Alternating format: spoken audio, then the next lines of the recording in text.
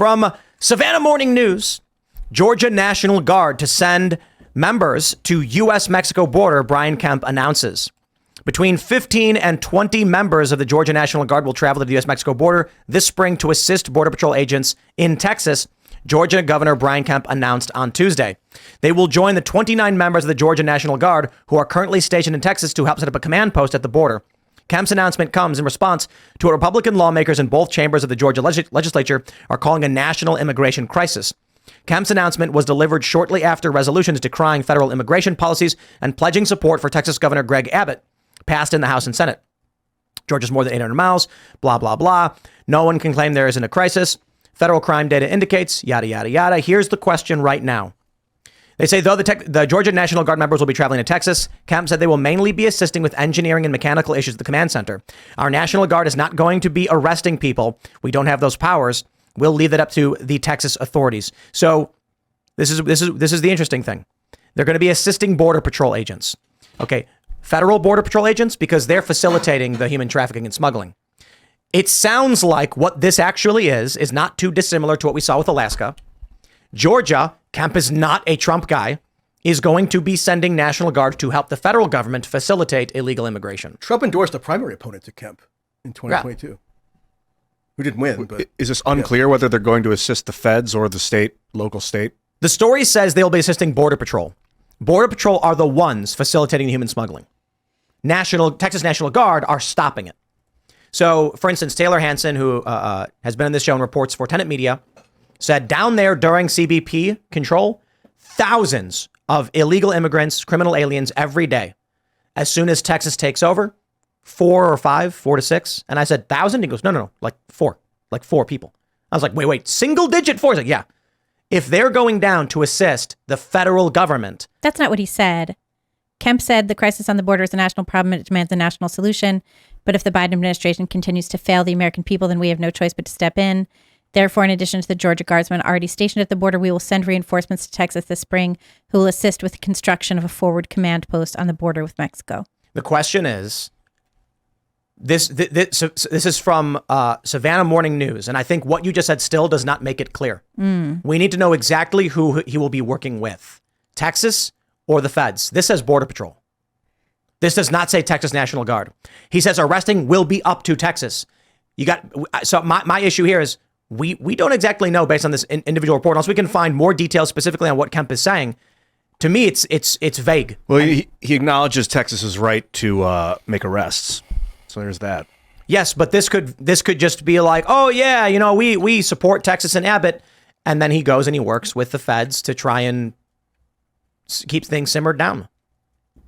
Tough to tell. We got to get Kemp on the show. The report says supporting Border Patrol agents. Wouldn't any bi-state pact or agreement between, in this case, Georgia and Texas, also probably necessarily include some federal component in that it would become an interstate enterprise and therefore some kind of federal jurisdictional authority kicks in? I don't know the specifics, but that would be my intuition as to what this would entail. Fox Atlanta is reporting that he is assisting Abbott's effort to control illegal crossings on the U.S.-Mexico border as Abbott pursues a showdown with the Biden administration. So again, allocate resources and assistance to the protection of the southern border does not actually explain who they will be working with.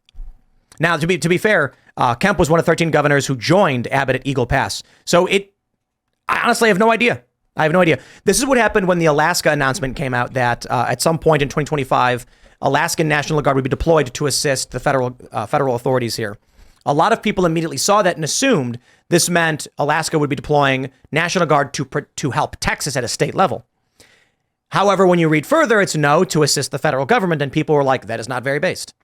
So the question now is, which command will these individuals fall under? Will it be to act? What we know right now, the Biden administration Border Patrol wants to open the border and allow thousands of criminal aliens in every day. The Texas state government has made this illegal and wants razor wire blocking these individuals and will not allow CBP in. Who is Brian Kemp going to be assisting in this? We don't know. It's conflicting reporting. Yeah, I'd like. Yeah. There's an argument. I mean, I've heard the argument made that any law enforcement activity that takes place in conjunction with the border is necessarily within the purview of the federal government because it's a national border and it transcends state jurisdiction. So that could be what people are referring to. And so the issue now is when Texas National Guard came in and secured the area, the argument from the feds was you do not have the authority to do this. Right. They did it anyway. Is Kemp going to, which side is he on? There's a showdown. I mean, it's a legal showdown. I think you're right. It's conflicting reports because most of what we've been seeing is helping Texas Guard at the border. That's and mostly maybe they just inadvertently called them Border Patrol. But this is assumptive language. Yeah, it's interesting. It is intentionally vague language and they're to not make someone heading out for like a month or reporting. So. Yeah. The other thing is, which is possible. Every ambitious Republican governor, or maybe even some non-ambitious ones, end up sending a contingent of whether it's state police or National Guard to Texas or something to engage in certain border enforcement activities. Does it make that much of a difference ultimately? I mean, I guess nice headlines out of it. Well, so if they have an inconvenient Republican primary challenger or something, maybe it kind of fortifies their position. But I don't see what impact it makes. We have a quote from Kemp saying their contributions will be outlined by the official request made by the Texas Guard to our own Guard and director, James Stallings at Gemma. That clears it up. That clears it up a lot. So this does sound like Kemp is reinforcing Abbott's position against Joe Biden. Yeah, that would make sense.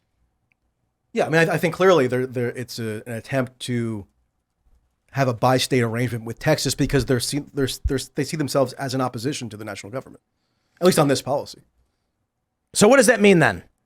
We now have several states, I believe 10 states have sent law enforcement, National Guard and law enforcement to Texas to secure the border in defiance of the federal government. Mm-hmm. And we had Trump saying, everyone who can, go ahead and do it. That was crazy. That was wild. Donald Trump said anyone who could should do it. And now Kemp is on board. Well, how much in defiance is it really just by dispatching these groups of National Guard?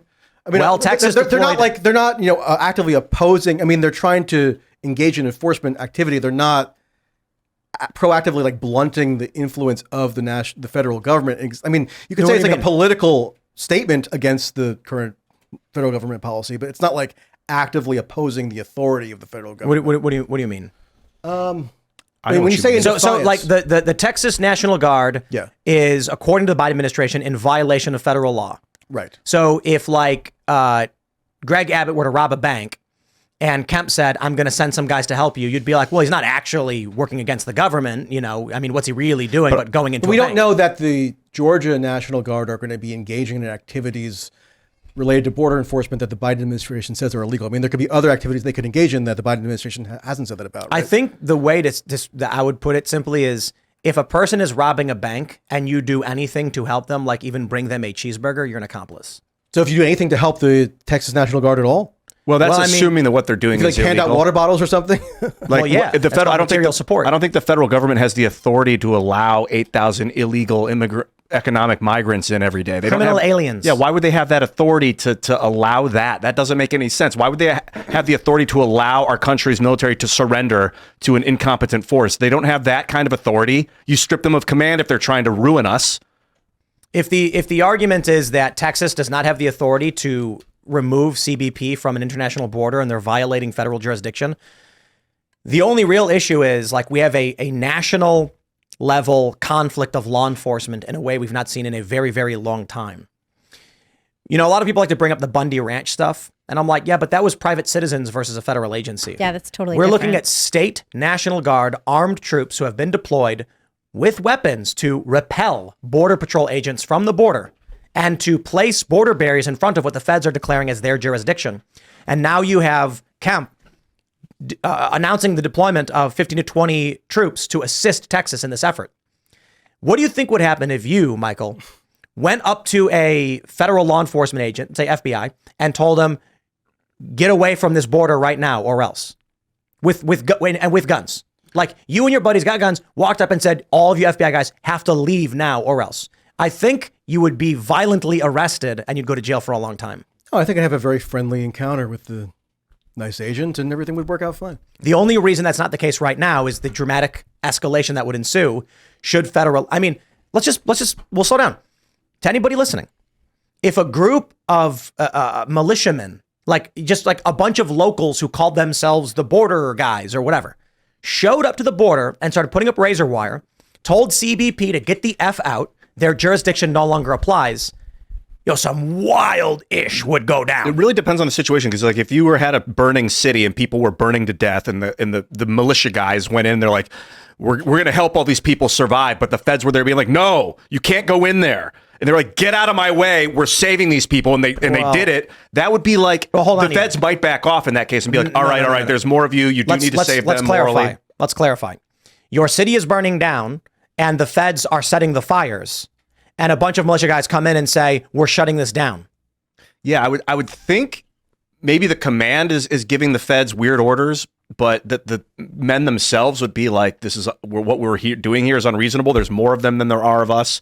And they're righteous right now, so let's back off. Like I'm pretty sure if non-law enforcement citizens of Texas showed up with guns and tried repelling federal agents, you would have bloodshed and violent arrests, and it would be like a J6 national news story. I guess my instinct is that Brian Kemp is a pretty milquetoast Republican, middle of the road, not rocking the boat that much. As you mentioned, opponent of Trump, or Trump opposes him, and tried to get him primaried actually in 2022 based on 2020 election administration stuff. So I'm a little bit doubtful that Kemp would take such, adventurous action to really engage in any kind of open defiance of the federal government.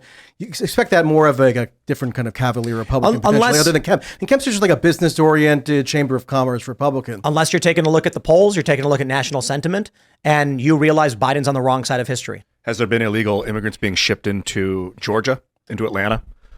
I would imagine yes. They're going everywhere. That'll change a governor's mind. But the Biden administration is flying people everywhere. Right. Now, so I look at it this way. If someone in government does a bad thing and everyone says it was a bad thing, you will immediately start seeing politicians come out and being like, I was always opposed to bad thing. Right. It's just it's the tides. It's the whims of public discourse. If Kemp is seeing that national polling favors securing the border, the Biden administration is grossly unpopular, Trump is the front runner to win with the polls, even among the youth vote, he might be thinking to himself, I don't want to be on the wrong side of history. I better just go along with this. Doesn't matter what. That's what I think he's doing. He's going along to get along. He's sending a nominal contingent of Georgia personnel to assist in border activity, and I doubt it'll be anything that really crosses the line into open conflict or warfare between the states and feds. Because at that point, you might potentially alienate some of those more median voters who do agree about the border issue at this point, but don't necessarily want to be too crazy about it. With this, now that we've cleared this up, and it does appear clearly that he is going to be working directly with the Texas Guard in defiance of the federal government, I think when you look at the polls, when you look at the national sentiment, if the Biden administration made any move to defy Texas in terms of force, they would get crushed instantly. Like we mentioned, Jon Stewart ragging on Joe Biden's brain. It's not a popular administration. They are. I mean, one poll just came out showing a national election. I think Biden was at like 38%. Mm-hmm. This is not including RFK Jr. Trump was at like high 40s to like Biden's 38. And I don't know how true that is. Governor Brian Kemp we love. I would like to add real quick. Biden's approval is the lowest of any president since the second term of George W. Bush, when it was at a historic low and Iraq was the most unpopular. I'd also like to take this time to point out the worst websites in the world are local news websites because they automatically reload to generate ad revenue. Everything's rough. Everything's playing, by the way, guys. Yeah, but anyway, local news reporters are also among the dumbest people I've ever encountered. Like, I'm sure they're well-meaning, but they just like take PR and marketing in college. Yeah. And then they can read off a teleprompter and they have no original thought about anything. Well, it was fascinating too, because I knew someone a long time ago who wanted to be a broadcast journalist. And I was like, so you want to stand there and read copy? Like, you're not, it's the most brain dead job imaginable.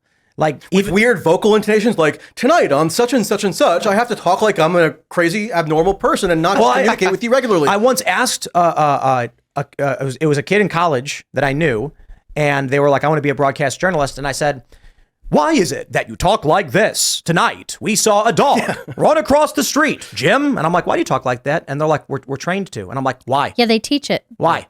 Well, nobody teach talks standard like that. American speech. Yeah, but it's not standard American speech. It's like news broadcast dialect. It's a specific thing where it's like cartoonish speech. A dog was seen running across the street. If you met somebody at like a cafe who was talking like that, you would think that they're out of their minds. Is it like- Actually, Howard Stern became popular because on the radio, he mocked the radio version of that theatrical style of intonation and just sounded like a normal person, more or less. So he was kind of, going against the grain. And I think, people who are our age now, I mean, the only people who watch these local news stations are like petrified 65-year-olds who don't know how to fully work the TV remote. So this is all they can come up with at like 6:30 in the evening. You said it there. It's theatrical. That's the problem with this vocal intonation is they're talking with great enunciation, and the tone also is a form of enunciation. So you can hear like from a distance in a theater, you can discern what they're saying and when their emotions are changing, even if you're like 7,000 feet away. But on TV, it doesn't translate. The fact that I'm talking like this sounds like it gives me non-existent journalistic authority. Back to you, Ken. Maybe it's from radio. Like from back in the This show day. is weird now. This show? This show is Everyone's talking like this. I think it's like an attempt at making yourself seem authoritative by speaking in a way that people associate with, if you talk that way, you're official. Also, it's heightened. Like a lot, whenever people do performances are heightened. That's what you do. Like you go on stage and you speak, carefully and with specific intonation. That's always what you do when you give a presentation. I got to be honest. Like, could you imagine turning on like your local news station and the guy's like, I'm standing here at the corner of 47th and Cicero.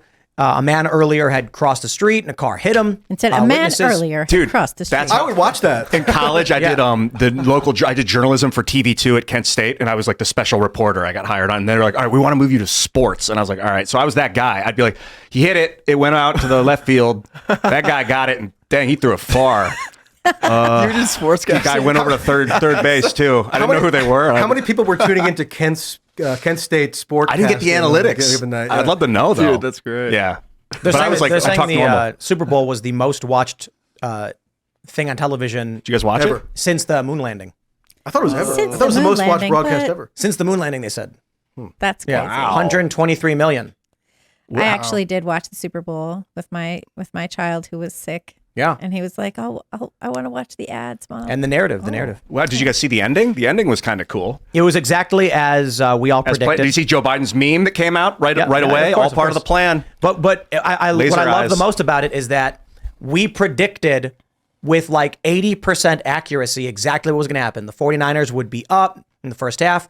The Chiefs would slowly get ahead, but then the 49ers would push ahead. It would end up a really close game. And then finally in the last second, with the 49ers ahead, the Chiefs would turn it around, and that's literally what They let happened. the It went guy overtime. score the touchdown. But Just kidding. Kelsey didn't get the game-winning not touchdown, Kelsey. which He they almost did. which they engineered just so it's not two on the nose. No. The second to last play, they did get it to Kelsey. Kelsey got a big play toward the end, but he didn't get the game-winning touchdown. Yeah, and they it would've been stopped too him obvious. just before the touchdown, and then it went to Hardman, who ended up scoring. But let's I jump to the took story. that. I took that Biden meme photo with the Yeah. laser eyes, and I Best- tweeted it out saying, "This is what every Palestinian child sees as their last thing they can see before they're blown up with a U.S. munition." Jeez. Yeah, someone was like let's jump during to the this- Haffa, blowing up Haffa. Didn't they blow up Haffa? Rafah, yeah. Rafah Rafah. crossing, yeah. They were right bombing while Rafah. everyone was watching Which the is Super the Bowl. they're one bombing place hell in the into far city. south They of Gaza bombed where they Rafah, had the crossing. Well, the city, Oh, Rafah. okay. That's the one place in the far south of Gaza where they had told That's where they told everyone Palestinians to go, all this yeah. time to go to avoid being caught in the crossfire. Now they're bombing that place. There's really no place left now. Well, they had hostages there. Thanks for watching this clip from the Timcast IRL podcast. Hang out with us live Monday through Friday at 8 p.m. and become a member over at timcast.com for uncensored, members-only shows exclusive. Thanks for hanging out, and we'll see you all next time.